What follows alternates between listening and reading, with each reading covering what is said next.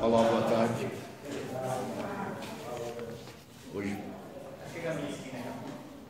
Hoje faremos uma leitura diferente do livro Bilhetes Fraternais, ditado por espíritos diversos, o item 2, só Jesus.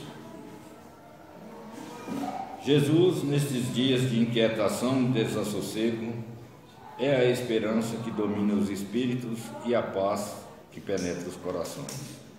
Joana de Ângeles. No tumulto de teus dias, quando te encontras às voltas com as consequências negativas dos próprios atos, só Jesus é capaz de trazer-te paz ao coração. Ao dizer, vinde a mim, todos vós que estáis aflitos e sobrecarregados, que eu vos aliviarei, o Mestre oferece-nos o abrigo terno e seguro de seu coração magnânimo. Ir ao Cristo, contudo, reclama o preenchimento de certas condições. Como encontrar o aconchego da paz que emana do Mestre excelso, com a alma repleta de ódio e sentimento de vingança? Como usufruir o conforto prometido, mergulhados no desespero da incerteza ou no torvelinho das ilusões? Para sermos aliviados do fardo que nos aflige, é preciso que nos encaminhemos ao Senhor sob o influxo da caridade em nossos pensamentos, palavras e atos. Pensa com amor, a fim de que teu pensamento se dilate em expansões de caridade. Fala com amor, para que tuas palavras transmitam a energia do estímulo e do bem-estar. Age com amor, a fim de que teus atos expressem o conteúdo da mensagem evangélica. Se assim o fizeres, estarás com Jesus e serás aliviado. Rodrigo. Bem simples a lição, né? Basta que possamos em prática o amor no nosso dia a dia, não só em pensamentos, né? Mas como em nossos atos. É difícil?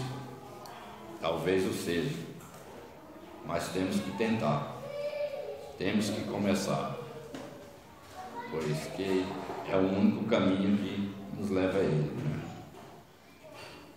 Ainda hoje a minha filha falava sobre o suicídio, e aí eu disse a ela, nada mais é, sem querer julgar ninguém que o comete, né, a distância que nós estamos de Deus, né, e o desconhecimento do dia seguinte, após a morte. Porque quem realmente sabe o que espera por um suicida, nem passa pela sua cabeça a ideia de cometê-lo. Quem realmente conhece. E estando distante de Deus, né, pior ainda. Portanto, é preciso que a gente compreenda, estude e entenda, né, o que estamos fazendo aqui, o que viemos fazer aqui e o que nos espera no dia de amanhã. Vamos fechar nossos olhos, agradecer a Deus mais uma vez a oportunidade de estarmos aqui com saúde, pedir a bênção à nossa Mãe Maria Santíssima, que nos guie, nos proteja, nos oriente. Pai nosso que estás no céu, santificado seja o vosso nome. Venha a nós o vosso reino, seja feita a vossa vontade, assim na terra como no céu. O pão nosso de cada dia nos dai hoje, perdoai as nossas ofensas e nos ensine a perdoar a quem nos tem ofendido. Não nos deixeis cair em tentação, mas livrai-nos de todo mal, que assim seja. A palavra, nosso ilustre amigo. Somos convidados para fazer uma reflexão nessa tarde de hoje sobre um episódio em que Jesus é defrontado Geralmente esse texto ele é tido como uma passagem da mulher adúltera, mas nós temos algumas considerações, algumas reflexões que nós vamos fazer aqui juntos, e é possível que no exercício de aprendizado, de crescimento, de misericórdia, nós possamos refletir sobre esse título, então, para essa impressão de o encontro de Jesus com a mulher que é acusada de adultério. Nós vamos verificar algumas circunstâncias muito distintas. Assim, eu vou ler a passagem, está no Evangelho de João, capítulo 8, versos de 8 a 11. Os mestres da lei, os fariseus, trouxeram-lhe uma mulher surpreendida em adultério. Fizeram-na ficar em pé diante de todos e disseram a Jesus: Mestre, essa mulher foi surpreendida em ato de adultério. Na lei, Moisés nos ordena apedrejar tais mulheres. E o Senhor, o que diz?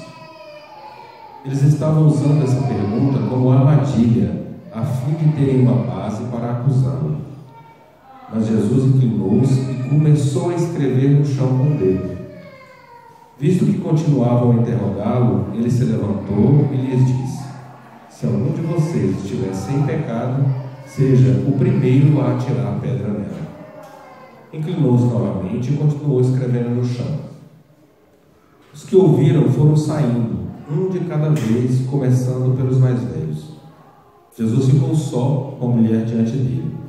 Então Jesus pôs-se em pé e perguntou-lhe: Mulher, onde estão eles? Ninguém a condenou? Ninguém, Senhor, disse ela. Declarou Jesus: Eu também não a condeno. Agora vá e abandone a sua vida de pecado. Essa passagem, originalmente ela não consta, os estudiosos dizem que originalmente ela não consta nos evangelhos mais antigos. Ela inclusive está no trecho do Evangelho de João, aqui no capítulo 8, em que quando se faz o estudo do Evangelho, a gente vê que existe uma certa ruptura no texto, tem uma quebra no texto entre o final do capítulo 7, né, e o final do capítulo 8. E em alguns manuscritos, essa mesma passagem ela é inserida no Evangelho de Lucas, depois ali do capítulo 23, mas alguns estudiosos têm como consenso de que essa passagem, na verdade, ela foi suprimida, foi retirada dos evangelhos originais, e já no período da igreja, no período mais moderno, ela foi reinserida. E aí existem algumas especulações, né? Por que ela não constava? Né? Por que essa passagem ela não constava? Então, algumas especulações são bem válidas. Em primeiro lugar, por causa do papel a que a mulher estava relevada naquela época na sociedade de Jesus. Era um papel de muito subjugo, né? A mulher era vista como um objeto, ela era tida como uma propriedade. Então, no Evangelho de Lucas, inclusive, existe esse trecho aqui, quando ele fala dos escribas e dos fariseus, ele é muito parecido com a escrita do Evangelho de Lucas, que Lucas, como era médico, ele era militar, ele tinha uma visão social muito grande, e ele era muito crítico também do subjugo de Roma. Então, uma das principais explicações dos estudiosos para que essa passagem não apareça nos manuscritos antigos é devido mesmo ao ciúme que os homens tinham da possibilidade de que Jesus então pudesse de alguma maneira perdoar o ato de adultério que teria sido cometido por aquela mulher. A gente precisa de levar em consideração que as leis mosaicas eram bastante rígidas quando se tratava da questão do adultério. Então eu trouxe aqui algumas referências que estão na Torá judaica, né, que é o Pentateuco da Bíblia, né, os livros Gênesis, Êxodo, Levítico, Números, Deuteronômio. Então se consta ali a história, né, da saída do povo judeu, da libertação do povo judeu e da organização, da distribuição, né, das 12 tribos, de como aquela sociedade se organizou, do recebimento, né, das leis. E das determinações, ainda já lá no livro de Êxodo, capítulo 20, verso 14, tem na tábua dos 10 mandamentos: não adulterarás. Depois no livro de Levítico, no capítulo 18, verso 20, tem: não te deitarás com a mulher do teu próximo. Ainda no livro de Levítico, no capítulo 20, verso 10, tem: se o homem adulterar com a mulher do seu próximo, será morto o adúltero e a adúltera. Ainda em Deuteronômio, no capítulo 5, livro 18, tem: não adulterarás novamente. Além disso, tem um outro aspecto, que sendo a mulher considerada uma propriedade do homem, o adultério, inclusive a palavra que está nos manuscritos gregos, não fala que ela foi pega em atos de adultério, fala que a palavra que é usada para poder fazer a tradução, diz que ela é pega em ato de roubo, em ato de furto, de violação de propriedade, porque ela era tida como uma propriedade, né? E aí é interessante que se faça essa leitura aqui do livro de Deuteronômio, capítulo 22, verso de 22, ele fala o seguinte: embora a sociedade na época só punisse a mulher, a lei determinava que fossem punidos os dois.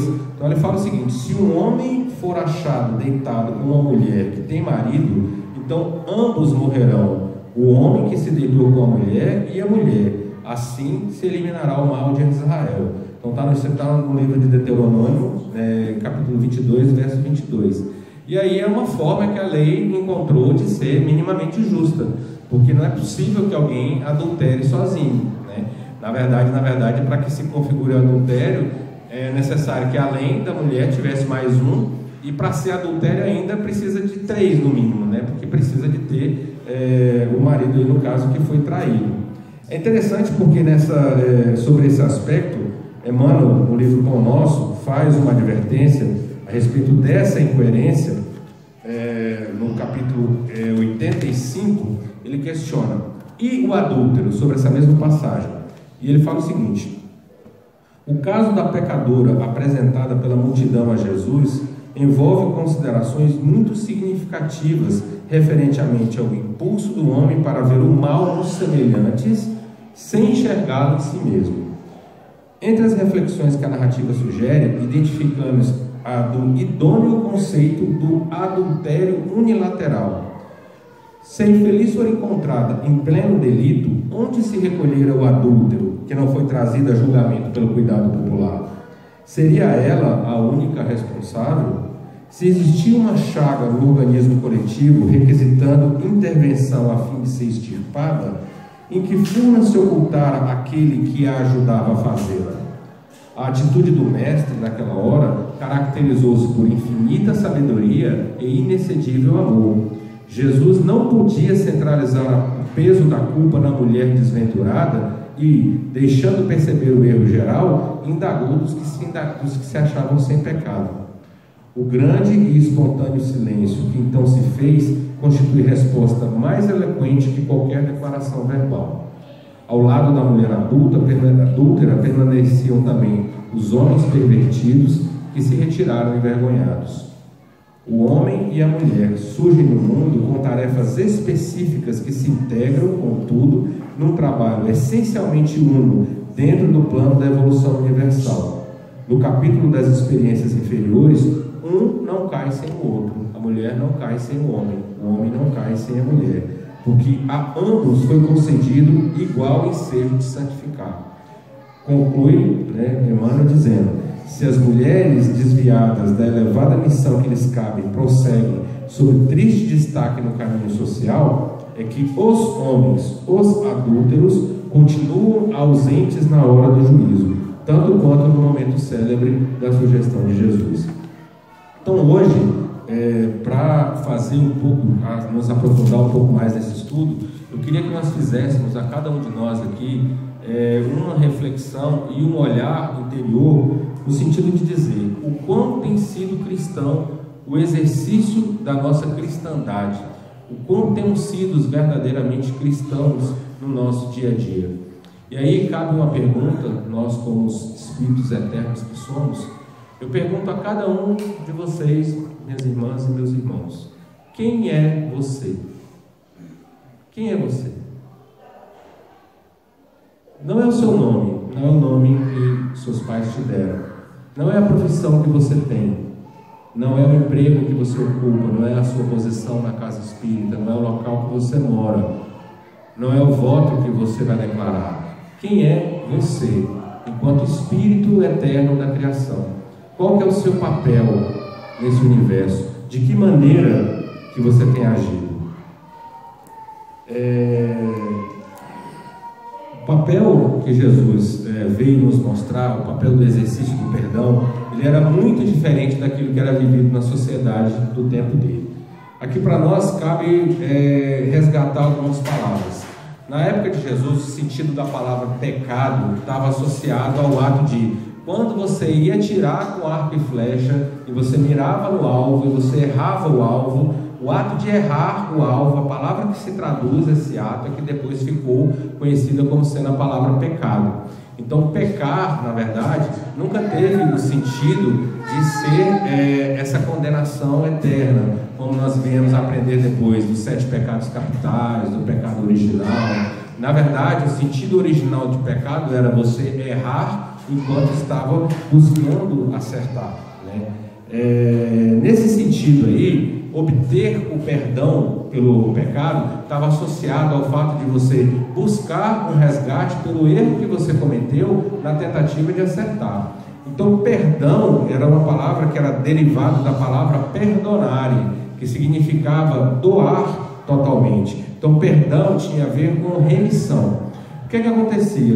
No tempo de Jesus, a escravidão ela não tinha a mesma conotação que a escravidão que nós tomamos conhecimento da que aconteceu no Brasil, da que aconteceu em outros tempos. A escravidão, infelizmente, era algo muito comum. A escravidão, infelizmente, era algo muito comum. Melhorou aí? A escravidão era algo, infelizmente, muito comum. De que maneira uma pessoa poderia se tornar escrava? Quando o país dela, né, a vila, a sociedade dela era atacada e ela era vencida, ela se tornava então escrava dos povos que tinham vencido, né, que a tinham vencido. Ou, o que era mais comum, e inclusive era uma condição que está prevista em diversos trechos da Bíblia, é quando uma pessoa contraía uma dívida e ela não tinha condição de pagar aquela dívida, ela então se entregava como escravo para o credor e ela tinha que trabalhar até que tivesse condição de remir, de pagar, de devolver tudo aquilo que ela estava devendo para aquele credor. Por isso é que perdão vem de perdonare. Perdonare significa doar totalmente, remissão, libertação, né? Libertação dos cativos, né? Libertação dos escravos, era se ver livre daquilo que o tinha conduzido, daquela dívida que o tinha conduzido para a escravidão. Então o perdão ele não tinha essa conotação de ser um livramento de uma condenação eterna, de um pecado que já nasceu conosco, ou de um pecado de quem nos apontava o dedo. O pecado então, na visão de Jesus, era a nossa tentativa, nós enquanto seres únicos, seres inteligentes, perfectíveis da criação, na nossa jornada de evoluirmos e de aprendermos, quando caímos na tentativa de acertar, na tentativa de aprender, caímos e continuamos tentando, continuamos nos aprimorando. É aquele olhar amoroso que Jesus veio nos trazer, que é o mesmo olhar de um pai que não vai recriminar o filho que tentando aprender cai, ou de uma mãe que não vai chamar a atenção, não vai brigar com a filha porque ela tentando aprender a falar gagueja, né? Jesus veio nos trazer, diferentemente daquele Deus de Yahvé, daquele Deus guerreiro, né, que era as orações dos judeus começavam, né, com bendito seja tu, eterno Senhor, nosso Deus, Rei do Universo, né? Jesus nos traz um outro olhar de Deus. Ele começa nos ensinando uma oração que o nosso irmão fez conosco aqui, que começa com Pai Nosso, o Pai de todos nós, um Pai de amor, um Pai que não nos condena, mas compreende que o nosso pecado é a nossa tentativa de acertar. Estamos todos tentando acertar. E o perdão, ele é o resultado do esforço que nós fazemos no intuito, no sentido de melhorarmos, no sentido de crescermos, né? Nesse sentido aqui, cabe fazer uma nova reflexão, uma reflexão diferenciada do quão revolucionário era o conceito do amor de Jesus para a época dele. Porque, dentre outros aspectos, o adultério para os hebreus ele também tinha uma conotação de uma traição à própria pátria, porque a aliança do povo hebreu com Deus era simbolizada pelo casamento. Então, a partir do momento em que se dizia que o povo tinha adulterado, né, os profetas antigos diziam que as minhas esposas se tornaram prostitutas. Era quando o povo hebreu se entregava ao culto e à adoração de outros deuses pagãos que não ao Deus único, né, ao Deus Javé, que era o povo dele. Então o adultério era visto também como uma condescendência para que o povo pudesse adorar outros deuses que não o Deus dele. Então o perdão de Jesus naquele episódio, ele não só teria a conotação, o caráter de escândalo para o ciúme dos homens, né, que não queriam que esse ato de adulterar fosse relativizado, mas também não se queria que a sociedade, que Jesus também relativizasse algo que pudesse ser como uma traição do povo à aliança que ele tinha feito com Deus. Então Jesus perdoar a mulher, oferecer o perdão àquela mulher naquele momento, ou oferecer o perdão ao adultério, fazia com que ele fosse visto quase que como um pervertido.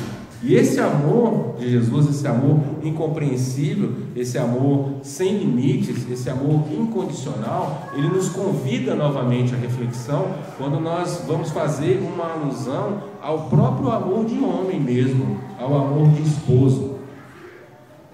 Quem de nós poderia afirmar que um homem verdadeiramente pleno, que amando plenamente, verdadeiramente uma mulher, poderia se sentir feliz ou poderia se sentir tranquilo vendo ela ser apedrejada e humilhada, por maior que fosse a dor que ele tivesse sentido? Isso é completamente incompatível com o sentido de amor verdadeiro, né? Porque nesse momento o amor que Jesus vem nos ensinar nos leva a fazer uma outra reflexão. Então, quem era aquela mulher que estava sendo apedrejada? Será que ela realmente era amada por aquele que deveria cuidá-la, que deveria preservá-la? Alguns manuscritos, alguns estudos dizem inclusive que aquela mulher teria sido Maria Madalena. Os estudos, né, as leituras mostram depois que não se tratava dela. Mas quem poderia então ser aquela mulher? Ela poderia ser qualquer uma outra Maria, como nas palavras do poeta, né, que dizia uma Maria qualquer, um dom, uma certa magia, uma força que nos alerta, uma mulher que merece viver e amar como qualquer outra mulher do planeta. Então aquela Maria poderia ser uma nossa irmã, poderia ser a nossa professora, poderia ser a nossa enfermeira, poderia ser a melhor amiga, poderia ser a nossa esposa, poderia ser a nossa irmã. E sabemos nós que estamos numa caminhada rumo à elevação em que somos filhos eternos da criação. Aquela Maria humilhada, apedrejada e subjugada poderia ser até mesmo homens nós hoje, né, nessa experiência corpórea que nós estamos agora. Então Jesus nos traz esse entendimento do perdão, o perdão é doar de si próprio para resgatar a dívida que se contraiu na caminhada de se acertar, na caminhada de se crescer. Perdão é libertar. Perdão é dar-se por quitado a dívida que se queria conosco. Perdão é romper as algemas, é quebrar os grilhões. Perdão, num ato sublime de amor, é, acima de tudo, deixar ir. Então, quando Jesus se viu diante daquela turba que, movida pelo psiquismo coletivo, né, o espírito de grupo, aquilo que a gente chama de espírito de manada, né, na psicologia, quando várias pessoas, sem nem saber o que estão fazendo, se unem para poder praticar o mal sob a desculpa de que estão fazendo justiça, de que estão seguindo uma doutrina. Jesus viu que naquele momento, mais do que tentar resgatar aquela mulher que precisava de socorro, ele precisava ensinar para aquele grupo de espíritos infantis, no que se trata a questão da moralidade, uma lição para não ser esquecida nunca mais. Existem alguns estudos científicos que contam a história de que alguns cientistas botaram um grupo de macacos numa jaula e penduraram um cacho de banana no meio da jaula. E aí toda vez que um macaco viu o cacho de banana, ele ia tentar pegar, os cientistas viam com um jato d'água fria e jogavam água em todos os macacos da cela. Toda vez que um macaco ia tentar pegar, eles vinham e jogavam um jato d'água, né, nos macacos que estavam na cela. De modo que quando um ia tentar pegar, os outros macacos, já assustados com medo do banho frio, pegavam ele, batiam muito para que nenhum pegasse. Aí eles pegaram e retiraram um desses macacos aí e colocaram um outro macaco que não tinha participado do experimento. E aí quando ele viu o cacho de banana, que ele foi tentar pegar a banana, automaticamente os outros foram e começaram a bater nele.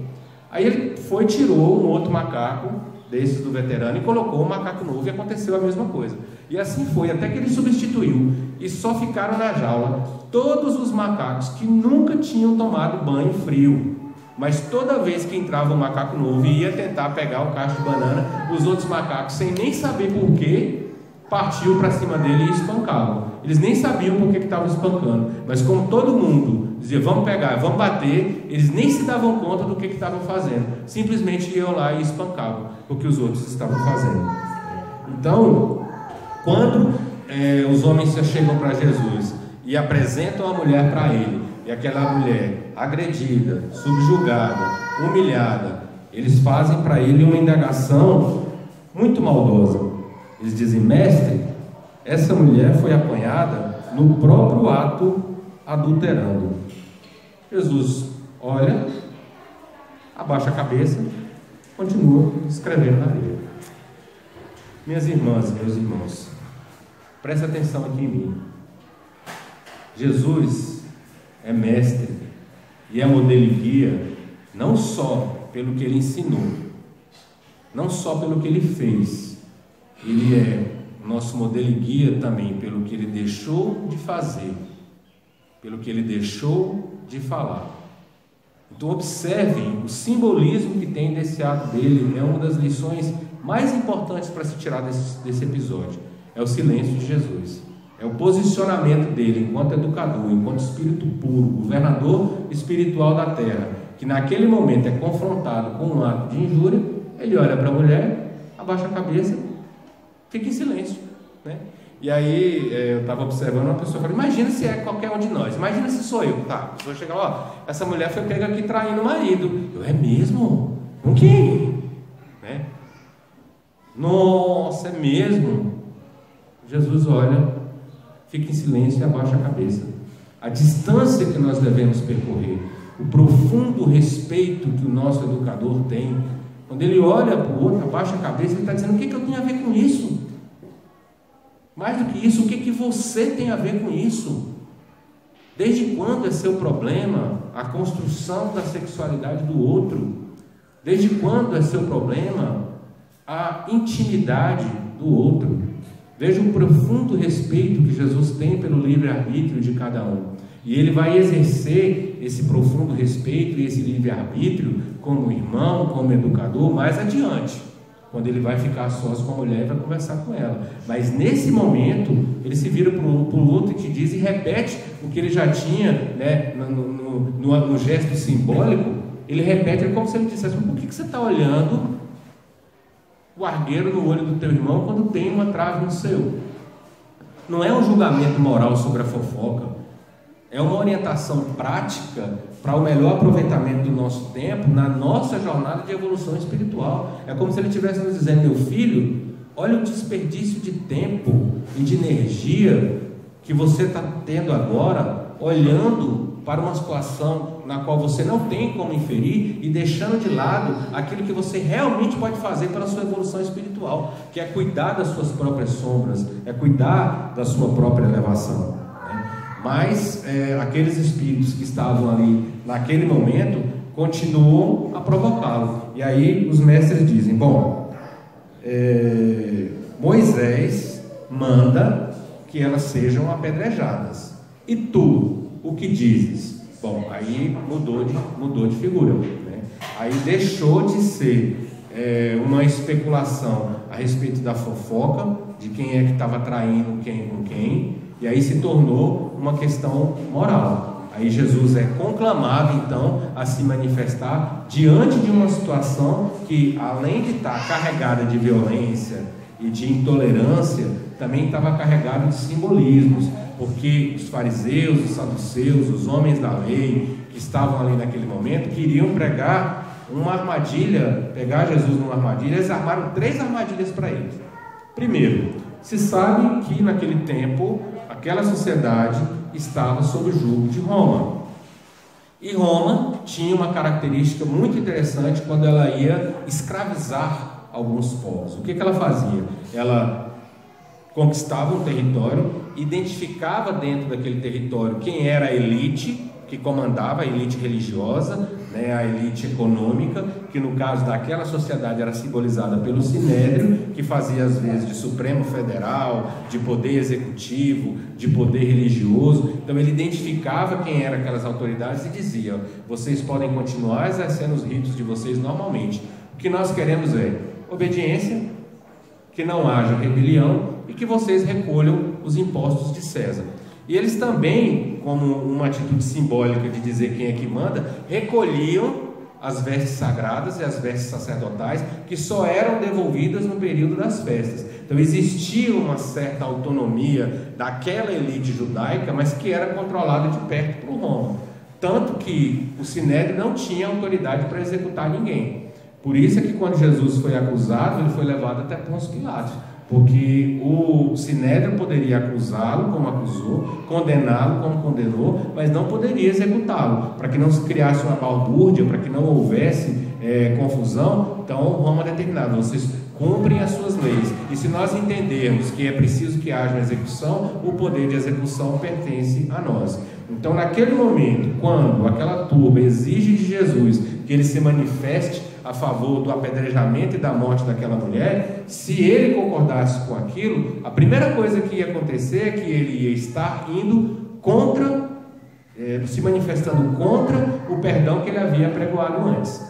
E a segunda coisa que ia acontecer é que ele ia estar ferindo uma determinação de Roma. Então você está dizendo que é a gente que tem que executar, mas Roma diz que nós não temos poder de execução. Você diz então que a gente tem que executar porque a elite queria. Se a lei de Moisés determinava que eles poderiam executar, eles não estavam nada satisfeitos em ter que depender da anuência do conquistador para fazer valer e cumprir a lei que eles tinham recebido dos seus antepassados.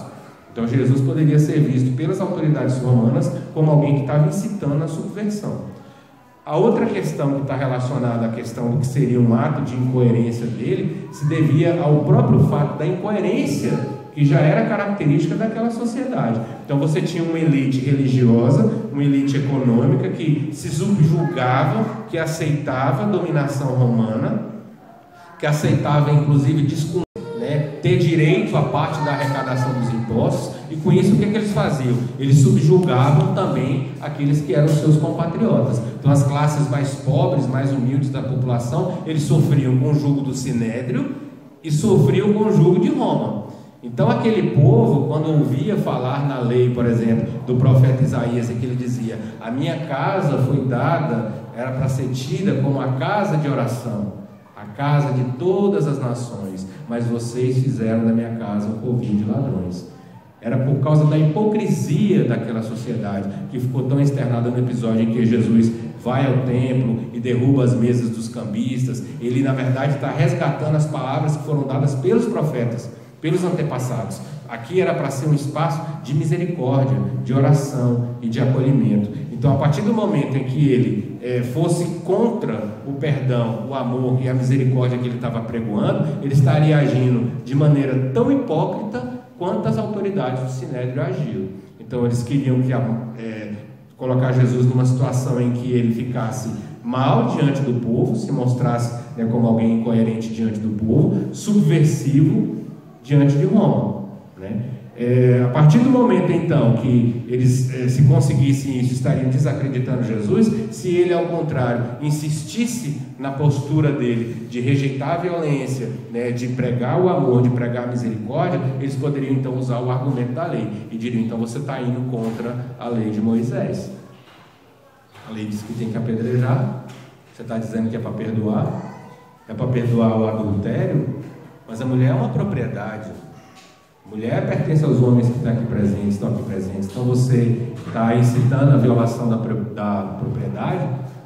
O adultério ele pode ser também o primeiro passo para que se haja uma corrupção daquela aliança que foi feita do povo com Deus. Então você está incitando que haja também a idolatria. Então você é um pervertido. Então no imaginário que se construiu ali, de qualquer maneira eles teriam deixado Jesus em uma situação muito complicada. E aí Jesus, como é que faz? Jesus olha para eles, observando o que havia de maldade dentro de cada um, ou ainda de infantilidade emocional, de infantilidade espiritual. Jesus vai então, devolve para eles e faz aquilo que em psicologia se chama de dissolução do psiquismo coletivo. Ele tinha um grupo de pessoas dispostas, né, a apedrejar, a machucar, a cometer uma violência, porque no final daquilo tudo a violência teria sido cometida, e se você fosse perguntar de um por um quem foi que apedrejou, ninguém ia assumir a culpa. Foi a massa, foi a turba. O espírito de grupo, né, o espírito de manada, ele permite que se esconda a covardia atrás da máscara do grupo. Não é uma mão sozinha que atira a pedra, foi o grupo que atirou. E cada um poderia ir para casa com a sua consciência tranquila. Jesus diz nada disso. Aquele dentre vós que estiver sem pecado, que atire a primeira pedra. E volta, se abaixa e volta a escrever na areia. Existem diversos estudos, diversas especulações a respeito do que Jesus teria escrito na areia.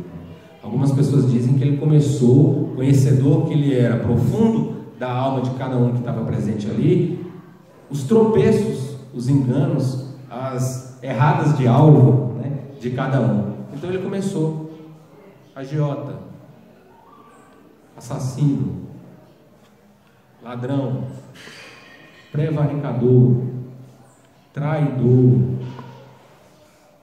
mentiroso, mesquinho, usurário. E ali cada um com a sua pedra na mão foi se enxergando naquele tropeço. E aí nesse momento o que ele faz? Ele dissolve, ele tira a responsabilidade daquele peso do grupo e ele olha para cada um e fala com cada um individualmente: eu estou falando com você. Quem é você? Você é essa pedra que você está segurando? Você é essa carga emocional que você está trazendo? Quem é você? Você está sem pecado? Então atire você a primeira pedra. E aí, do momento em que cada um se vê extraído, sacado, extirpado, separado daquele grupo, ele se defronta com as próprias sombras e se dá conta de que ele também está numa caminhada, de que ele também é escravo, de que ele também é escravo do engano. E aí é onde Jesus se volta para cada um: se você estiver sem pecado, que atire a primeira pedra. E aí cada um começa a deixar a sua pedra.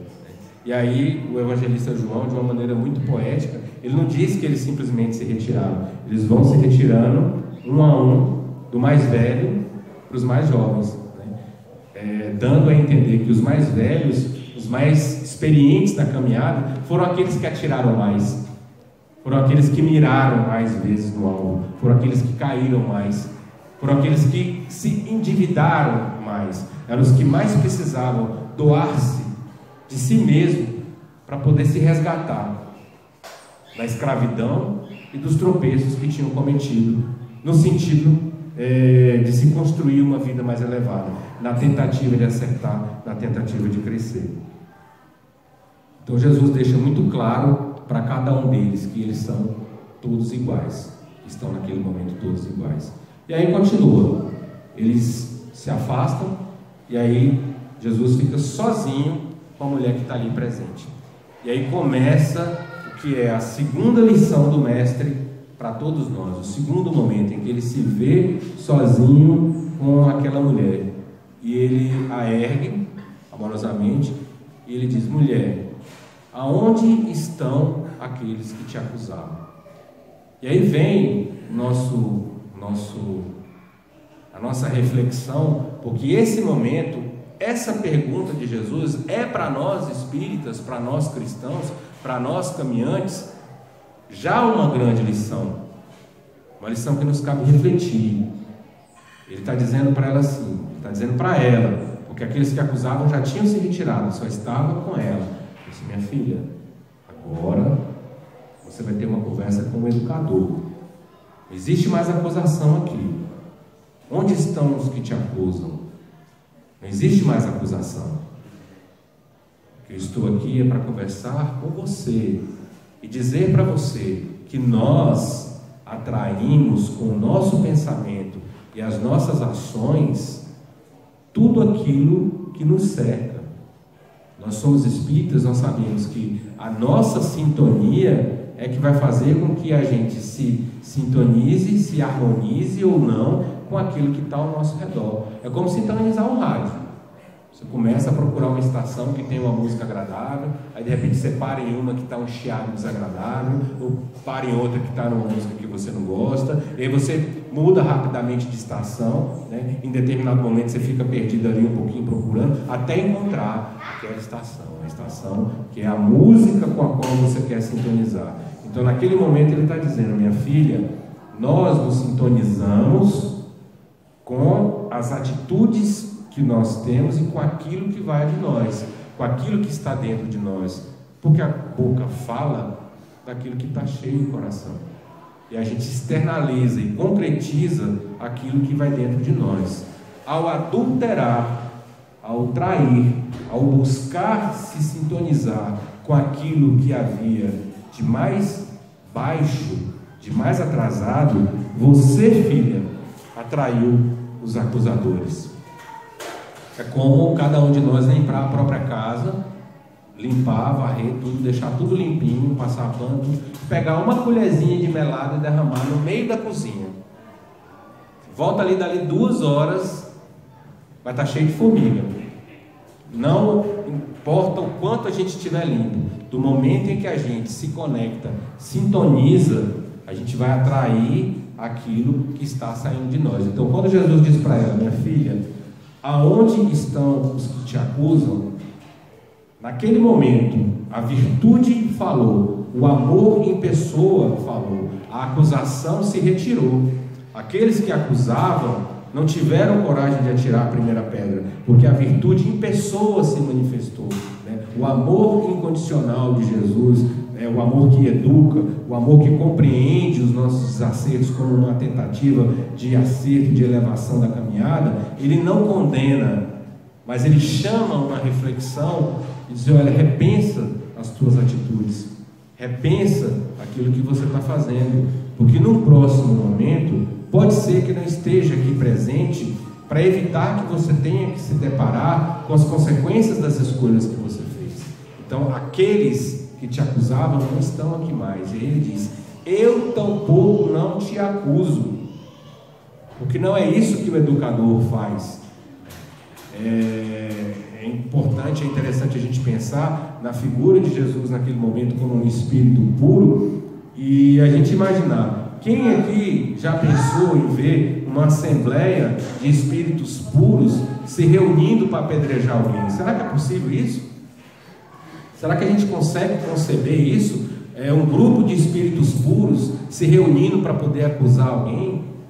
Porque os espíritos puros, eles são a manifestação do amor divino, e eles agem diante das nossas incertezas, né, diante das nossas dificuldades, como educadores. E quando o mal se faz muito presente, quando ele se faz inclusive sem explicação para nós, eles agem como um médico que na verdade acolhe a pessoa que está doente com uma doença infecciosa e retira ela do grupo, isola, mas não para que ela seja eliminada, não para que ela seja condenada, mas para que ela seja cuidada, para que ela seja tratada, para que ela seja recuperada e depois possa ser colocada de volta em convívio com os outros como alguém que passou pela experiência evolutiva de estar isolada, de estar adoentada, e então a partir desse crescimento poder ofertar de si no sentido do cuidado, do amparo daquele outro irmão também adoecido, que também está precisando de evoluir. Então naquele momento ele diz: filha, eu também não te acuso, não existe acusação, existe acolhimento. E ele vira para ela e diz: vai, não peques mais. Por quê? Se você pecar novamente, você vai estar condenado ao fogo do inferno. Se você pecar novamente, não vai ter perdão para você. Se você pecar novamente, eu vou ficar desapontado. Filha, nós atraímos aquilo que vem de dentro de nós. Busque não cair novamente aqui onde você caiu, porque por essa experiência você já passou. Você vivenciou as consequências. Você vivenciou o abandono, você vivenciou a agressão, você vivenciou aquilo que te machuca, que foi atraído por aquilo que se manifestou e que veio de dentro de você. Então vai, inicia uma nova caminhada, inicia uma nova jornada, começa uma nova existência, repensa a sua vida, repensa os seus hábitos, se ergue, retoma o teu caminhar, retoma a tua jornada, porque a tua vida começa hoje novamente, e começa todos os dias. Todo dia é um dia de recomeço, é um dia de aprendizado. Quando eu perguntei para vocês no início, quem é você? Quem é cada um de nós? É no sentido de nos perguntar e de nos enxergar quem é cada um de nós nessa obra maravilhosa que é o ensinamento do Evangelho e a construção do reino de Evangelho dentro de cada um de nós. Porque o episódio da mulher que foi acusada de adultério, sozinha, arcando inclusive com os enganos do adúltero que não estava presente, de uma sociedade que estava habituada a vê-la como um objeto, a ignorar os seus sentimentos, a ignorar as suas necessidades, a vê-la como uma mercadoria, daquela mulher que estava ali naquele momento desamparada, em muitos casos a nossa própria condição de ser desamparado, apedrejado e acusado diante das próprias dificuldades e diante das próprias fragilidades. É o momento então de olharmos para dentro de nós e enxergar aquele irmão que muitas vezes está caído na calçada, ou que está caído dentro de nós, e nos perguntar: o que Jesus espera de mim? Quem sou eu? Então, quem sou eu nessa trajetória evolutiva? No início do Evangelho segundo João, João coloca: Jesus é o verbo de Deus que se fez carne. O que é que isso quer dizer? Quer dizer que a distância entre aquilo que Jesus dizia e aquilo que Jesus fazia era nenhuma. Jesus fazia exatamente aquilo que ele dizia. Ele era o exemplo vivo da virtude que ele ensinava. Jesus era a própria manifestação do amor divino. E o que foi que Jesus nos ensinou?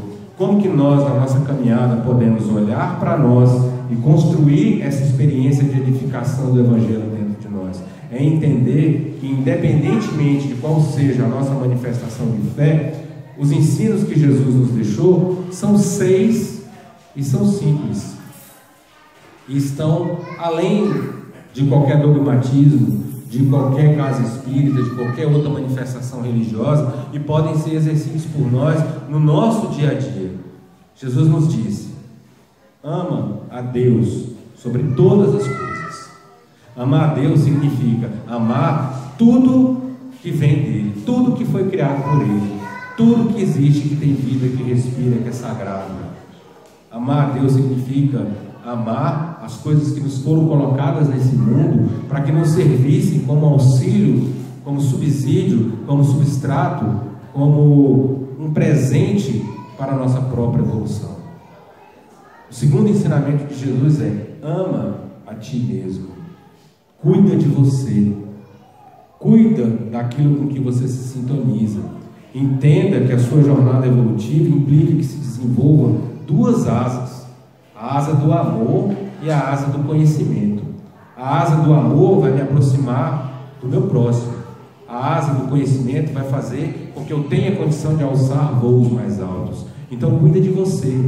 Entenda e se enxergue como uma manifestação do amor divino, desse Deus que nós conhecemos como a inteligência suprema, como diz no Livro dos Espíritos, na questão 1, a causa primária de todas as coisas, o amor que se manifesta, a inteligência suprema. Nós somos centelha dessa inteligência, precisamos nos sentir amados, nos amar, nos cuidar. E o amor por nós mesmos, ele se manifesta de diversas maneiras. Amar o que está ao nosso redor é amar a Deus sobre todas as coisas. Amar a nós mesmos é: o que eu faço com o meu tempo? O que eu faço com o meu alimento? O que eu faço com a minha leitura? O que eu faço com o meu descanso? O que eu faço com as pessoas que se aproximam de mim? Quem são os amigos que eu deixo ter algum tipo de ingerência na minha vida? Quais são os caminhos que eu trilho? Quais são as minhas ocupações? O que eu estou jogando dentro de mim de amor próprio, de que eu estou me alimentando fisicamente e espiritualmente. Então, amar a si próprio é cuidar dessa centelha divina, para que ela possa, então, além de nos elevar, ser utilizada pelo amor de Deus para a construção e a edificação do Evangelho de Deus na terra. O terceiro ensinamento de Jesus é: ama o teu próximo como a ti mesmo. Então, se eu amo a Deus sobre todas as coisas, eu me amo, eu vou amar o próximo como a mim mesmo, eu vou cuidar, eu vou acolher, eu vou enxergar o próximo a partir das palavras que Jesus disse também no Evangelho. Vocês passarão à minha direita e eu direi que vocês são os eleitos, porque eu tive fome e vocês me alimentaram, porque eu tive sede e vocês me deram de beber, porque eu estive nu e vocês me vestiram, porque eu estive doente e vocês me visitaram. Então vão dizer: mas quando foi, Senhor, que o Senhor teve fome e nós te demos de comer, o Senhor teve sede e nós te demos de beber, o Senhor esteve nu e te vestimos, esteve doente e nós te visitamos? E ele vai dizer: quando fizer a qualquer um desses pequenininhos, a mim mesmo é como se vocês fizessem. Então Jesus nos diz: amar a Deus sobre todas as coisas, nos amar o próximo como a si mesmo. E ele explica isso no quarto ensinamento que ele deu. Ele diz: não faça aos outros aquilo que você não queira que seja feito a você. Quem ama o próximo não faz ao outro aquilo que não quer que lhe seja feito. É como nós falamos aqui antes, por pior que seja a dor de quem teria se sentido traído naquele momento do apedrejamento, como conceber um amor verdadeiro de alguém por outra pessoa que assiste passivamente, vê o amor da sua vida ser apedrejado, por maior que seja a dor que sente? O amor liberta. E se nós queremos que o olhar do outro e o olhar de Deus nos venha como misericórdia no momento da nossa queda, no momento da nossa escuridão, é isso que nós devemos oferecer ao outro: amar o próximo como a si mesmo. E aí vem o quinto ensinamento de Jesus: perdoa sempre. Perdoar é libertar. Perdoar é dar por quitada a dívida, é entregar para Deus todas as nossas quedas, todas as nossas ofensas, todas as nossas mágoas, entender que Ele é o Senhor de tudo e é um Senhor de fartura. Ele vai acolher a nossa dor e Ele vai nos entregar muito mais do que aquilo que nós esperávamos, se nós tivermos a confiança e a fé plena de entregar tudo nas mãos dele. Por último, Jesus nos diz: não julgar, jamais, nunca julgar, não nos cabe. Então, os ensinamentos de Jesus, a nossa construção, a nossa jornada diária, isso que deve nos mover, essa força propulsora em direção ao alto, que nos faz querer ser como Ele, alcançar a mesma iluminação que Ele, é enxergar nesses ensinamentos dele um tratado para a nossa própria evolução espiritual. Amar a Deus sobre todas as coisas, se amar o próximo como a si mesmo, fazer o outro somente aquilo que nós queremos que nos seja feito, perdoar sempre e não julgar jamais. E assim a gente consegue caminhar olhando com amor e com misericórdia para as nossas próprias sombras, para as nossas próprias dificuldades, enxergando a cada dia uma nova oportunidade, enxergando no outro que cai a nossa própria queda e estendendo o abraço, o afago e o amparo para o acolhimento. Para concluir, meus irmãos, eu quero deixar um pensamento e um poema de Alta de Souza, para que nos inspire e que possamos carregar nos momentos de dor, nos momentos de queda, nos momentos de elevação. E a palavra que vem do alto para nós, nas horas mais difíceis da nossa vida, diz assim: embora desiludida, alma cansada e sincera, por muito te dou a vida, não desanima, espera, caminha, ama, trabalha, espera, perdoa. Capaz de nosso Senhor Jesus Cristo, a paz que excede todo entendimento, possa fazer morada em cada um dos nossos corações, nos acalentar, nos encaminhar, nos iluminar, nos proteger e estar conosco, hoje e sempre. Que assim seja. Muita paz. Muito obrigado, meus irmãos. Obrigado. Bom, pode ir. Oi? Posso encerrar então? Bom, então, convido a todos a fecharem os olhos por um instante. Muito obrigado, Pai amado, por mais essa oportunidade de estar aqui na Casa Maria de Nazaré, por essa palestra muito esclarecedora e consoladora. E que possamos voltar para nossas casas, nossas residências, tranquilos, aliviados, mas suaves. Pai nosso que estais nos céus, santificado seja o vosso nome. Venha a nós o vosso reino e seja feita a vossa vontade, assim na terra como nos céus. O pão nosso de cada dia dá-nos hoje, e perdoa, Senhor, as nossas ofensas, que não nos deixe e nos ensine